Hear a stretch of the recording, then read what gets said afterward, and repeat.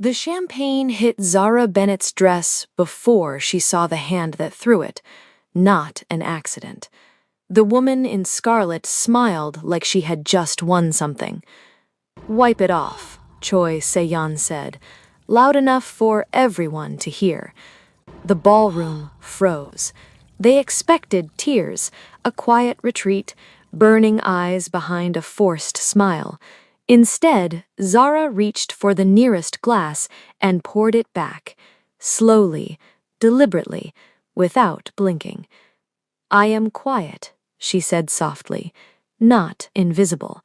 Se-yeon stepped forward, fury slipping through her smile. "Wipe it off, or I will destroy every door you have ever—" Or what? The crowd split without being asked. Se Jae-min walked through the center of the room like it had always belonged to him. He was not looking at Zara. He was looking at Se-yeon, and Se-yeon had gone completely pale. If a man defended you like this in front of the entire room, would you ever forget him?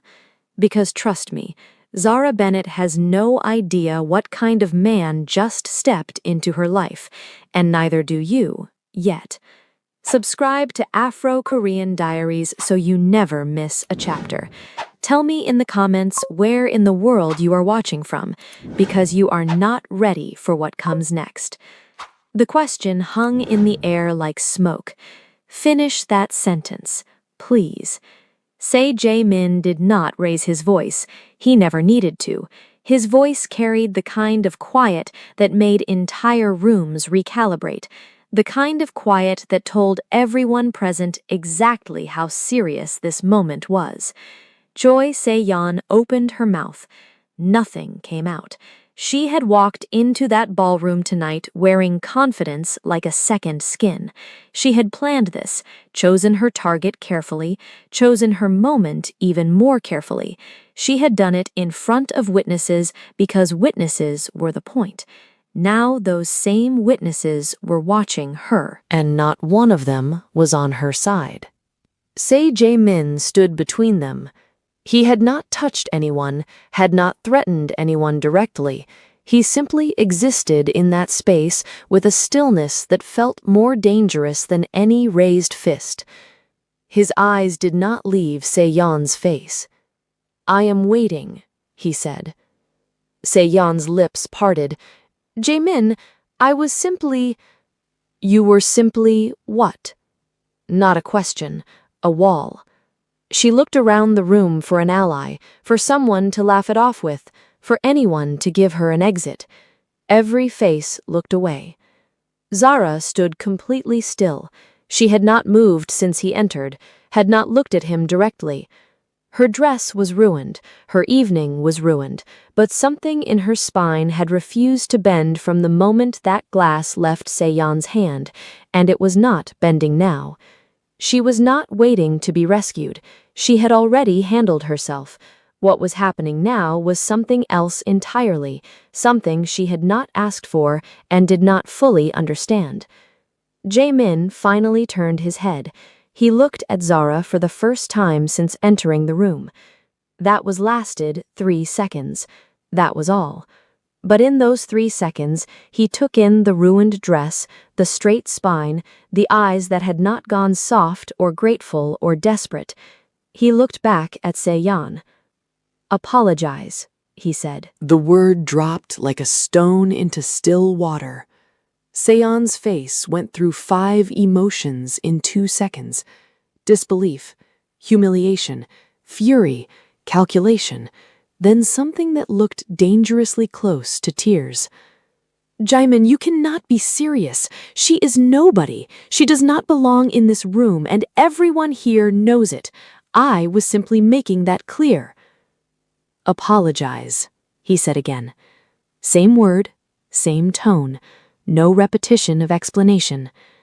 The room held its breath. Se-yeon looked at Zara. The apology that came out was small and hollow and furious underneath its surface, but it came out. Zara received it with a single nod, nothing more. No smile, no magnanimity, no performance of forgiveness. just a nod. And that quiet refusal to perform gratitude somehow commanded more respect than anything else she could have done. Jimin watched her do it. Then he turned and walked back through the crowd, that parted again without being asked. He did not look back, but as he reached the edge of the room, his steps slowed for exactly 1 second. 1 second. Then he was gone. Zara stood in the center of the ballroom, champagne drying on ivory silk, 50 people staring, Seon trembling with humiliation beside her, and one question sitting quietly in the back of her mind. Who was he, and why had his eyes lingered on her dress like he recognized something? Not the stain, something else. The night was not over, and neither was Seon. Zara Bennett did not arrive in Seoul looking for anything. Not power, not romance, not validation from rooms that were never built with her in mind. She arrived with a single carry-on, a job offer, and the kind of quiet discipline that comes from building everything yourself with no safety net underneath. She was a trauma surgeon. Not the kind hospitals put in brochures, the kind they called at 2 a.m. when the case was impossible and every other option had already failed. The kind who stood in operating rooms for 9 hours without sitting, who made decisions in seconds that other people spent days second-guessing. She had trained in London, worked in Nairobi, turned down 3 prestigious positions in New York because none of them felt like forward movement. Seoul had called through a colleague, a research partnership, a hospital program quietly funded by one of the city's most powerful private foundations. She had not asked who funded it. She came to work, nothing more. Her first 3 months in Seoul were clean and focused. She learned enough Korean to navigate her ward. She earned the respect of colleagues who had initially watched her with careful eyes. She did not complain about the watching. She simply worked until the watching stopped and something closer to trust replaced it. She had no interest in the city's social world. The gala had not been her choice. Dr. M. Hyun-soo, her department head, a warm and quietly powerful woman of 60 who had taken an immediate liking to Zara, had insisted she attend, had called it professional networking, had personally selected the ivory gown from a designer friend because Zara had planned to wear something far more understated. "You worked for this room," Dr. M had said firmly. "Dress like it." So she had, and walked straight into Choi Se-yun's deliberate hand. What the room had not known, what Se-yun had not known, was that Zara had faced worse than a spilled glass. She had stood in collapsing field hospitals with no electricity and made the right call. She had held a mother's hand in a corridor and delivered news that broke the air in the room. She had rebuilt herself twice after losses that would have ended quieter people permanently. A glass of champagne in a ballroom full of strangers was not going to be the thing that broke her. What she had not planned for was him. She sat in the car back to her apartment that night, city lights sliding past the window. Dr. M quiet beside her, with the satisfied expression of someone who knew more than they were saying. "Who is he?" Zara asked finally. Dr. M smiled. "Say Jae Min," she said. "He funds your program." Zara turned back to the window. The night moved past in silence, but something had shifted, something she could not yet name.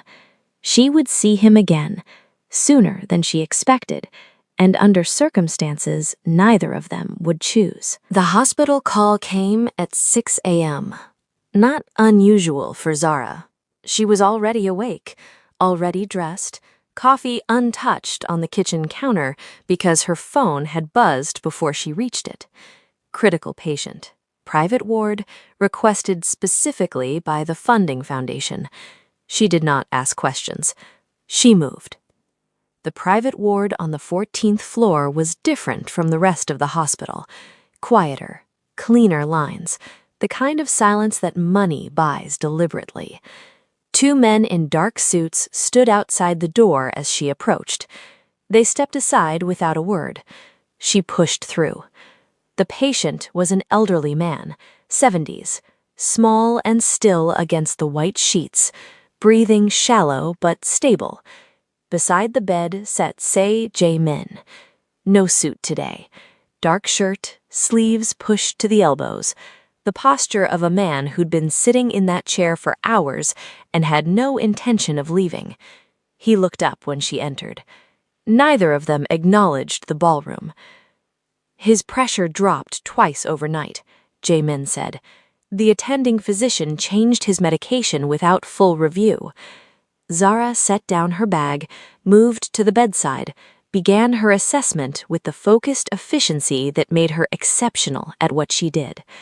She asked the patient questions in careful Korean. He answered slowly. His eyes were sharp despite the frailty of his body. He watched her the way people watch someone they are deciding whether to trust. She did not rush him. 7 minutes later, she straightened and looked at Jae-min directly for the first time since entering. The medication change was wrong. I will correct it. He needs rest and monitoring for the next 48 hours. No visitors beyond immediate family. Jae-min looked at her steadily. He has no immediate family. Then no visitors. A pause. Except you, she added quietly. He calms when you speak. Something moved through Jae-min's expression, there and gone before it could be maimed. You noticed that in 7 minutes? I notice most things in less. He was quiet for a moment. He raised me, Jae-min said. Not an explanation, just a fact placed carefully into the space between them. Zara looked at the old man, then back at Jae-min. Then stay close. He will need that more than any medication I prescribe. She gathered her notes and moved toward the door. Dr. Bennett. She stopped.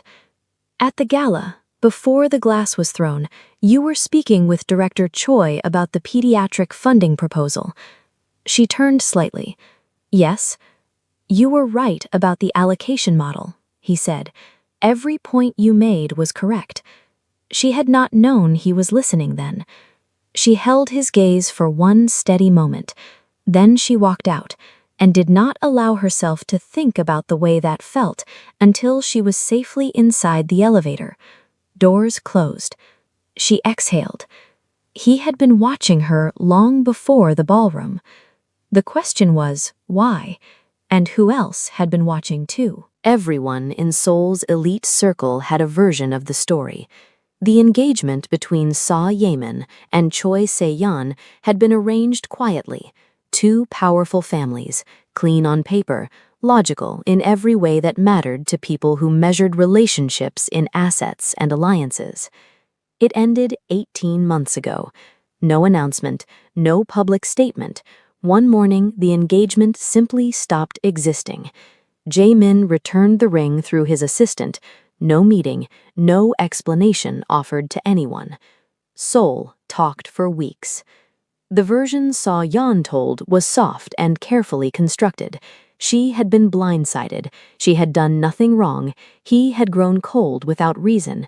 She still loved him. She was simply giving him space. People believed her. She was beautiful, composed, from the right family. She cried exactly the right amount and exactly the right company. Nobody knew the real reason. Nobody except one person, Chairman Park, the old man in the private ward on the 14th floor. He had been there the night Jae-min found out. It had not been a slow discovery, not a creeping suspicion that built over months. It had been one evening. One unlocked phone left carelessly on a table. One conversation Jae-min was never meant to see. Se-yeon had been feeding information, not casually, not accidentally, deliberately and consistently over 14 months. financial movements, private meeting details, acquisition plans that should have been known only inside Jae-min's closest circle, to her father, who had been selling that information to a competing syndicate. Jae-min had read every message in under 4 minutes. He had set the phone back down exactly where he found it. He had finished his drink. He had said good night with the same controlled composure he brought to everything. And the next morning, the engagement was over. He told no one why. Not his mother, not his closest advisors, not even Chairman Park until 6 months later when the old man asked directly and deserved the truth. His silence was not weakness, it was strategy. Exposing Se-yeon publicly meant exposing exactly how close the breach had been, how much had been taken. It meant showing the wound to everyone who would use it. So he closed the door quietly and let her keep her version of the story. What he had not anticipated was how that silence would be used against him. Se-yeon had taken his restraint as an opening, his silence as shame. She had rebuilt her confidence on the assumption that he would never speak. She had used that confidence to walk into a ballroom, to choose a target, to throw a glass. Chairman Park lay in the hospital bed that afternoon after Zara left. He watched Jae-min standing at the window, city spread out below them, jaw tight, thinking about something he was not saying. The old man studied him carefully. "She is different," Chairman Park said quietly. Jae-min did not turn around. "Yes," he said. One word, but the way it landed in the room said considerably more. Se-yeon did not know what Jae-min knew. She was about to make her second mistake, and this one would cost far more than the first. The dinner was Mrs. Se's idea. Jae-min's mother operated the way most powerful women in her circle operated, through suggestion, through carefully arranged coincidence, through invitations that felt warm on the surface and carried significant weight underneath. She had heard about the gala, not from Jae-min, he had said nothing, but Seoul's elite circle was small, and sound traveled fast inside small circles. She wanted to see the woman for herself. The invitation came through Dr. Im, a private family dinner, informal, just a few people. Zara had looked at the message for a long time before accepting. She wore deep burgundy, simple, deliberate, the kind of choice that said she understood the room without trying to perform for it. She arrived exactly on time. The house was extraordinary. Not loud about it, the kind of wealth that had stopped needing to announce itself 3 generations ago. Staff moved quietly, flowers were fresh, everything in its precise place. Mrs. Seo met her at the entrance personally. She was elegant, sharp-eyed. The smile she offered was genuine, but measuring. She took in Zara's dress, her posture, the way she held eye contact without aggression or anxiety. Something in the older woman's expression settled. "Dr. Bennett," she said warmly, "I have heard a great deal about your work." "Only the work?" Zara replied quietly. Mrs. Seo laughed, surprised and genuine. "I think I am going to like you," she said. Dinner was 8 people, carefully selected. Conversation moved through medicine, architecture, a recent gallery opening, regional politics. Zara held her own in every direction, without dominating. She listened more than she spoke. When she spoke, it landed. Jae-min sat across from her. He said very little all evening, but he missed nothing. The problem arrived in the form of his younger sister. Seo Ji-young was 26, beautiful in the aggressive way of someone who had always been told so. She had loved Seo Yun like a sister.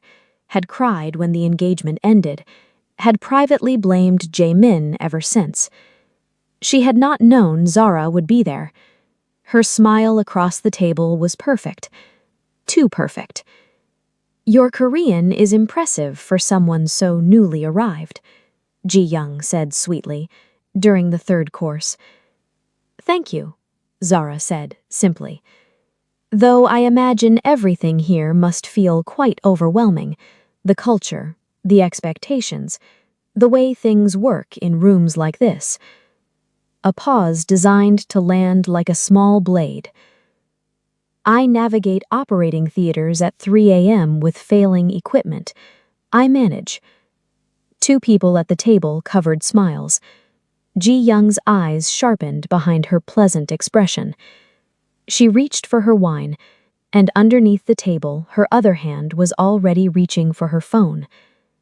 One message, to a contact saved under a name she had not used in 18 months. "She is closer than you think. Do something." Seo-yun read the message twice.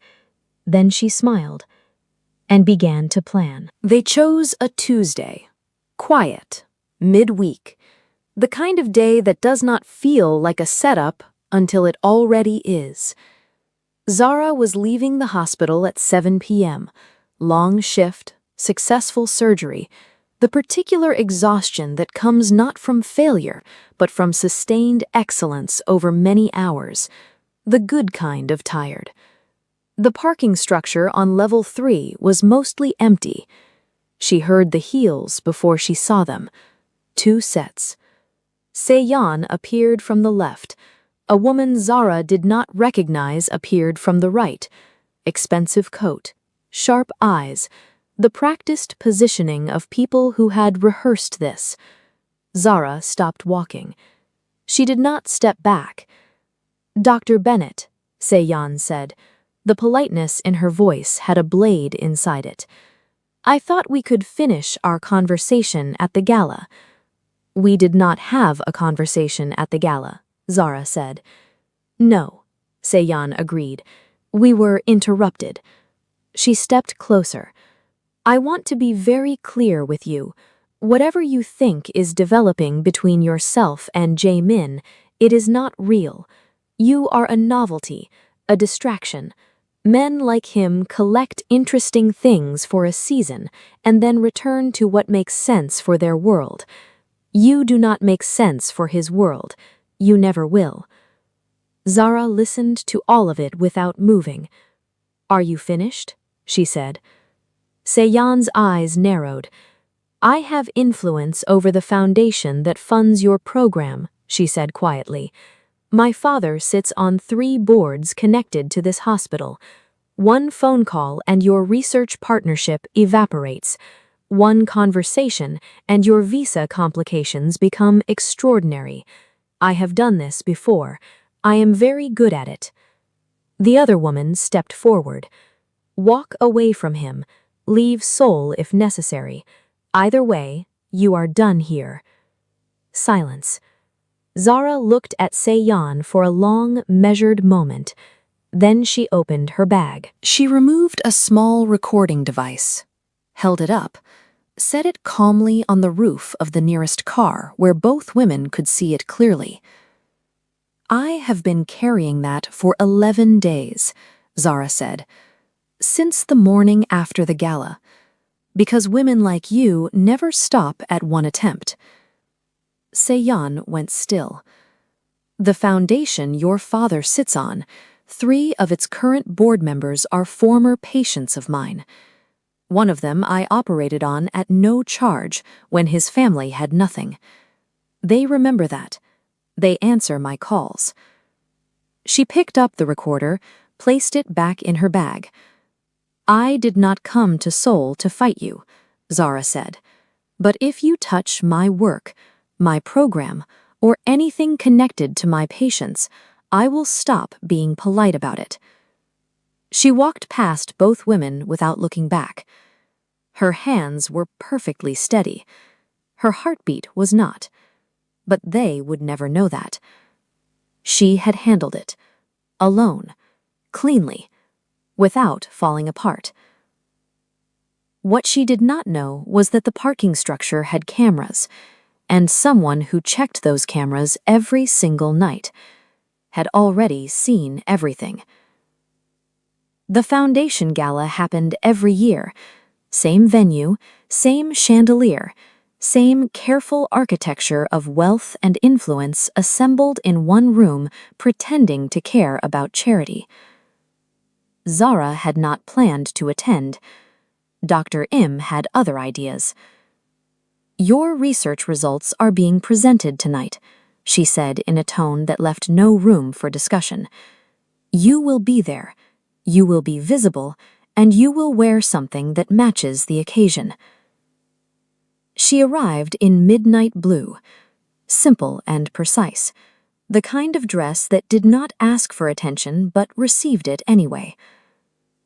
The room was already full when she entered. She felt the shift before she understood it. A subtle change in the quality of the air, the way certain eyes found her and held a moment too long, conversations that paused at the wrong time. She understood why 11 minutes later. Sa-yeon was there. Of course she was. Standing near the center of the room, ivory gown, diamond earrings, the practiced ease of a woman performing comfort she did not feel. Ji-young beside her, 2 other women Zara recognized from the family dinner. Zara took a glass from a passing tray and kept moving. She would not be the one to create a scene. She found her colleagues, spoke about the research, smiled where smiling was appropriate, moved through the room with the same quiet efficiency she brought to everything. She almost made it through the evening. Almost. It happened near the east corridor, away from the main crowd, but not away enough. Sa-yeon appeared beside her with the precise timing of someone who had been tracking her movements all evening. "Lovely presentation," Sa-yeon said. "Thank you," Zara said, and kept walking. Sa-yeon's hand closed around her wrist, not aggressive enough to cause a scene, firm enough to stop her completely. "I want you to understand something," Sa-yeon said. Her composure was perfect on the surface. Underneath it, something had gone tight and desperate. "Whatever you think you have recorded, whatever you think you have built here, it ends tonight. I have made certain of it." Zara looked down at the hand on her wrist. Then she looked up. "Remove your hand," she said. "Or what?" Sa-yeon smiled. A voice came from directly behind them. Quiet, familiar, carrying a weight that reorganized the air around it. "She asked you once." Sa-yeon's hand dropped. Sa-jae-min stood close, closer than the ballroom, close enough that his presence was not just heard but felt. His eyes moved from Sa-yeon's face to Zara's wrist where a faint mark was already forming. His jaw tightened. 1 degree, that was all, but everyone nearby saw it. He turned to the room, 12 people watching from a careful distance. He spoke clearly enough for all of them to hear. "Dr. Bennett is here as my personal guest," he said. "She is under my protection. If anyone in this room requires clarification on what that means," he let the sentence end there. Nobody asked for clarification. Sa-yeon stood completely still, face composed, eyes burning. Jae-min turned to Zara. "Are you all right?" he said, quietly, just for her. She looked at him steadily. "I was handling it," she said. "I know," he said. "I have seen how you handle things." A pause settled between them, warm and weighted and full of everything neither of them had said yet. "This was not the first time she touched you," he said. Not a question. Zara held his gaze and said nothing, which told him everything. His anger did not arrive loudly. It arrived the way his authority always did, quietly, completely, and with absolute intention. The car ride home was about to change everything between them. The car pulled away from the venue in silence. City lights moved past the windows in slow gold streaks. The driver was separated by a partition. It was just the two of them in the back, close enough that the space between them felt deliberate. Jaemin was looking straight ahead. Zara watched the city. 3 minutes passed without a word. "The parking structure," he said finally. She turned her head slightly. "Level 3, he continued. 11 days ago, 7:14 p.m. She was quiet for a moment. "You have cameras." "I have cameras everywhere that connects to anything I am responsible for. Your program, your hospital wing, the Foundation vehicles, all of it." Another silence. "You watched it," she said. "Yes." And said nothing. "I was waiting," he said. "For what?" He turned his head and looked at her directly for the first time since the car started moving. "To see what you would do," he said.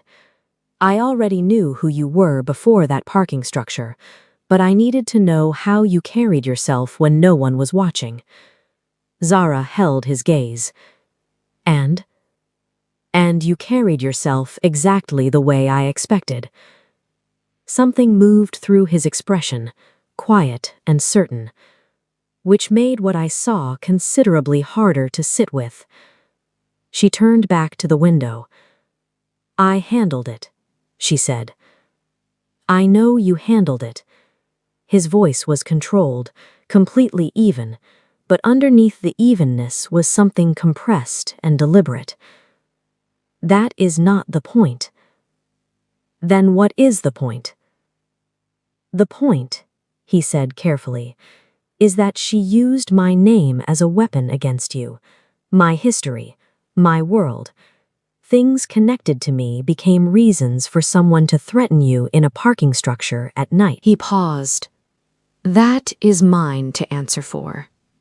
Zara looked at him. The city moved past them both. "She told me I was a novelty," Zara said, "a distraction, that men like you collect interesting things for a season." Jaemin was quiet for a long moment. "What did you think when she said that?" "I thought she was probably right," Zara said honestly. "I thought it was a reasonable assessment given what I knew about your world. And now?"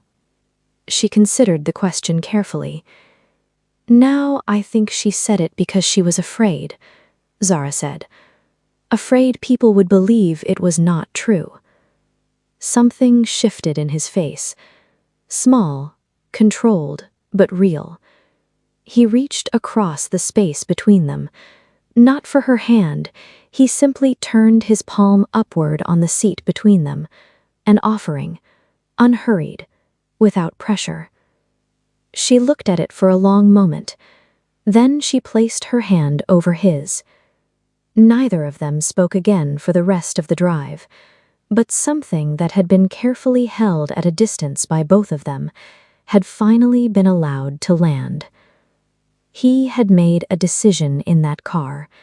Seon's foundation was about to crack, and this time he was not going to be silent about why. He called one meeting. No warning, no agenda distributed in advance, just a message sent to 12 people at 6 a.m. on a Thursday morning. Boardroom, 9 o'clock. Attendance is not optional. They came. They always came when Jaemin called. Zara was not there. She did not know about the meeting. He had made that choice deliberately. What was about to happen was not something she needed to witness. It was something he needed to do cleanly and completely before he stood in front of her again. The boardroom was on the 42nd floor, floor-to-ceiling glass, Seoul spread out in every direction below. 12 people around the table, old money, new power, foundation board members, 2 family representatives. Se-yeon's father sat at the far end. He had come confident. He left something else entirely. Jae-min stood at the head of the table and did not sit. He never sat in rooms he was about to take complete control of. He opened a folder. 14 months of communication records, financial transfers, acquisition details that had moved from his private circle into competing hands. Names, dates, amounts, every transaction documented with the quiet thoroughness of someone who had been building this case for 18 months and had never once rushed it. He placed it in the center of the table. "I ended my engagement because of this," he said. "I said nothing publicly because exposure meant showing the depth of the breach. I chose silence to protect the Foundation's integrity, not because I had nothing to say." The room was absolutely still. Se-yeon's father looked at the folder, then at Jae-min. His confidence had left his face completely. "Jae-min, these are taken out of context. There are explanations for every—" "I have 47 separate communications," Jae-min said quietly. "Context does not improve any of them." Silence. Ji-young was seated 3 chairs from the end. She had come representing the family. Her face had gone completely pale. She was staring at the folder like it had rewritten something fundamental, because it had.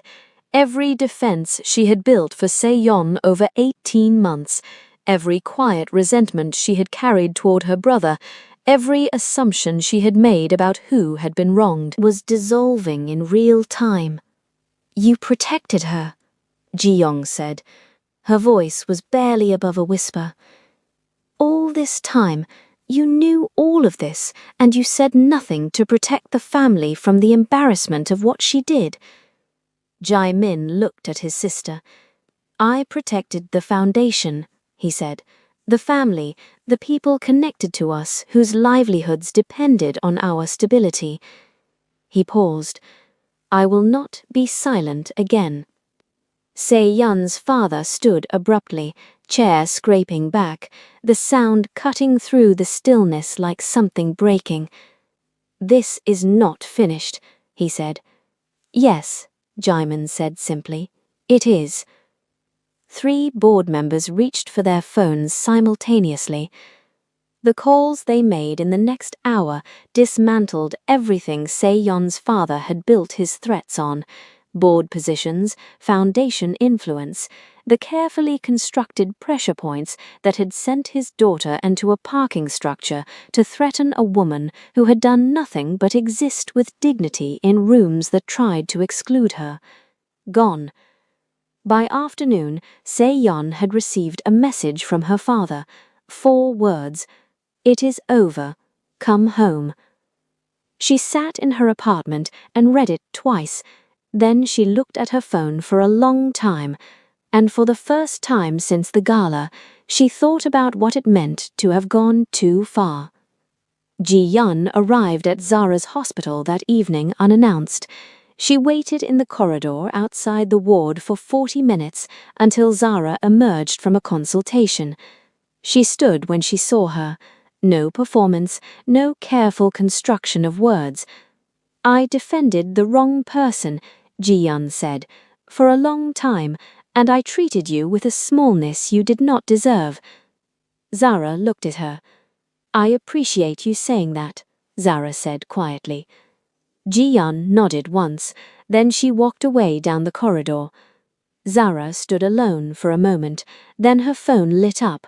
1 message, no greeting, no explanation, just an address and a time.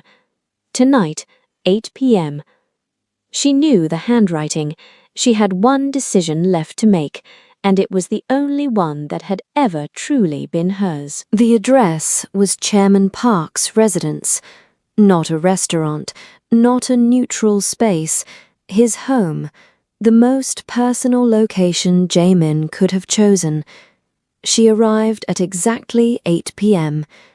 The door opened before she knocked.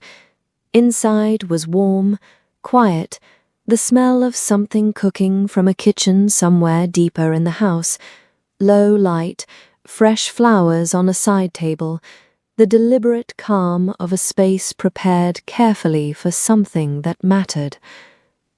Chairman Park was seated in the main room, small and sharp-eyed in his chair, a blanket across his lap despite the warmth of the evening. He smiled when he saw her, not the measured smile of someone performing welcome, the real kind. "Sit with me a moment," he said, "before he comes in." She sat. He looked at her the way people look at someone they have been waiting to properly meet for a long time. "He has not brought anyone here," Chairman Park said quietly. "Not once, in all the years I have known him." Zara held the old man's gaze. "He has not brought anyone here," Chairman Park said quietly. "Not once, in all the years I have known him." Zara held the old man's gaze. "He wants you to understand what that means, not what it means in general, what it means specifically, for him." She understood. She simply waited. Jaemin entered from the far doorway, dark shirt, no jacket, the most unguarded she had ever seen him, like he had removed something along with the formal clothes, like this version of him was the one that existed when the performance of power was no longer necessary. He looked at her across the room. Chairman Park quietly excused himself with the practiced discretion of someone who had been waiting to do exactly that. They were alone. Jaemin crossed the room and sat across from her, forearms resting on his knees, closer than professional, exactly where the evening had been moving since the car ride. "I owe you something," he said. "You do not owe me anything," she said. "I brought you into a world that had already decided things about you before you arrived," he said. "I watched it happen, and I managed the consequences instead of preventing them. That is on me." "I managed myself," she said. "You did," he said, "better than anyone I have ever watched manage anything." A pause. "That is not why I asked you here." She waited. He reached into his shirt pocket, removed something small, held it in his closed hand for a moment like a key. Simple, unpretentious, the kind that opens a door rather than a display case. "This building," he said, "the foundation, the research program, all of it restructured, your name on the board, not as a recipient, as a director." She looked at the key. "That is not a romantic gesture," she said carefully. "No," he agreed. "That is respect, documented and permanent." He leaned forward slightly. "This is the romantic gesture." He reached across and took her hand, both of them, held them with the same quiet certainty he brought to every decision that actually mattered to him. "I am not collecting something interesting for a season," he said. "I want you to know that clearly, not assumed, not implied, clearly." She looked at their hands, then at his face. The man the entire city feared was sitting in the home of the person he loved most in the world, holding her hands, waiting, not performing certainty, actually feeling it. "I know," she said quietly. "And?" he said. She looked at him for a long, steady moment. "And I am not going anywhere," she said. Something in his face released. Small, private, the kind of thing only she would ever be close enough to see. He brought her hands up slowly and pressed them briefly to his forehead. Not a kiss, something older than that. Something that in his culture meant more than words had been invented to carry. In the next room, Chairman Park sat in his chair with his eyes closed and a small, satisfied smile on his face. Outside Seoul moved through its evening, indifferent and glittering and completely unaware that inside one quiet house, something real had just been chosen, publicly and permanently, by both of them. One woman who never broke, one man who chose her completely, and a story that reminded every single one of us what it looks like when dignity is finally met with the respect it always deserved. Subscribe to Afro-Korean Diaries so you are here for every story we tell. Share this video with someone who needs to believe that the right person recognizes your worth without you having to shrink yourself to prove it. And tell me in the comments, was Jaemin's public protection of Zara too much or exactly what she deserved? Tell me where in the world you are watching from, because this community is growing and the next story is already waiting.